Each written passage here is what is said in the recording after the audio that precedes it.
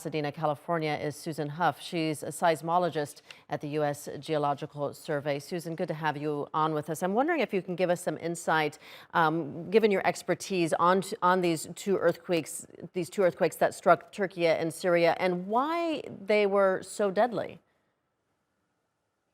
Yeah, well, first, my best wishes to everyone who's been impacted by these tragic events. Unfortunately, we've known for a long time that there are active faults that are running through Turkey. That part of the crust is being pushed around. Turkey is a little bit like a watermelon seed that's being squeezed between two fingers, and the faults move, the crust moves sideways. In these large earthquakes, they don't happen very commonly, so people don't think about them all the time.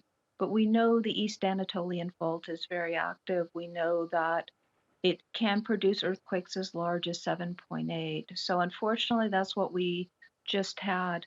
And a 7.8 is a huge earthquake. I think the best way to think about it is the length of the fault that was involved, the faults that were involved with that earthquake stretched about 300 kilometers just in the 7.8, and then 7.5 was a separate rupture. So the closer you are to a fault that's moving, the more severe the shaking. And calculations say that some 9 million people in Turkey and Syria were experienced extremely strong and potentially damaging shaking. Mm. Susan, we know that Turkey frequently experiences earthquakes, perhaps not on the scale that we've seen 10 days ago, but we know about these fault lines. We know that we often hear about Istanbul in particular being overdue for an earthquake, but I'm not aware of any kind of earthquake prediction system. Why is it so difficult when we know that earthquakes strike in certain areas? Why is it so difficult to predict when they'll happen? Yeah, every time a large earthquake happens, somebody comes out and claims that they predicted it, but there's no reliable way to make a short-term prediction. We know over the long term where earthquakes are likely to happen or are going to happen, including the San Andreas Fault, the East Anatolian Fault. There's nothing that we observe from the Earth that tells us that a large earthquake is going to happen in a day or a week or even within 10 years. We just aren't able to do that kind of short-term prediction. And it's different from the weather. We can watch the atmosphere. We can essentially watch weather systems develop. Earthquakes nucleate maybe at least 10 kilometers deep in the crust. And there's no way to directly observe what's going on faults at that depth. Mhm.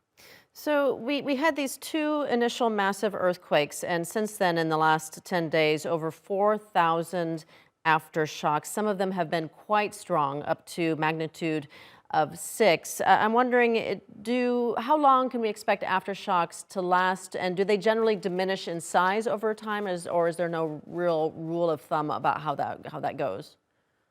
No, that's an excellent question, and there's very good rules of thumb. And just to note, we do consider the 7.5 an aftershock, even though it was a big earthquake, obviously, in its own right, but it fits within the definitions that we have of aftershocks. The number of aftershocks decreases quite quickly with time after a main shock, so people will be feeling fewer events, I think, already. It's possible still to have occasional larger aftershocks, and a sequence like this is going to continue for years, if not for decades.